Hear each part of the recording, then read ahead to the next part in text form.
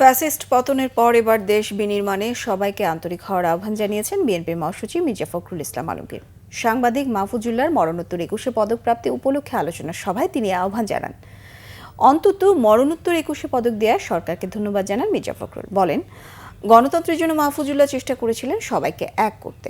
সবশেষ আন্দোলনের মধ্য দিয়ে পালিয়েছে ফ্যাসিস্ট সরকার। ছাত্র জনতার প্রচেষ্টায় তা সম্ভব হয়েছে। এখন সবাই মিলে নতুন করে দেশকে গড়ে তোলার অঙ্গীকার পুনর্ব্যক্ত করেন তিনি।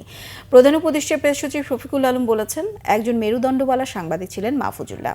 তার মতো একজন ব্যক্তি হয়ে ওঠা জরুরি। সাংবাদিক মাহফুজুল্লাহর স্মৃতিচারণ করে তার কর্মজীবনের ভূয়সী প্রশংসা করেন বিএনপির স্থায়ী কমিটির আরেক সদস্য আমির খসরু মাহমুদ চৌধুরী। বন্ধুর সাথে শৈশবের স্মৃতিচারণ করেন বিএনপির স্থায়ী কমিটির সদস্য ইকবাল হাসান মাহমুদ টুকু। আজকে অত্যন্ত আশাবাদী আমরা সবাই, সেই ফ্যাসিবাদের পরিবর্তন হয়েছে, ফ্যাসিবাদ পালিয়ে গেছে এবং সেই আন্দোলনের মধ্য দিয়ে পালিয়েছে। ফ্যাসিবাদের বিরুদ্ধে লড়াই করেছে, সংগ্রাম করেছে। সবশেষে ছাত্র এবং জনতার সমবেত প্রচেষ্টায় সেই সম্ভব হয়েছে। আজকে একটা আশার আলো সবাই আমরা দেখতে পাচ্ছি যে আবার নতুন করে বাংলাদেশকে আমরা গড়ে তুলব।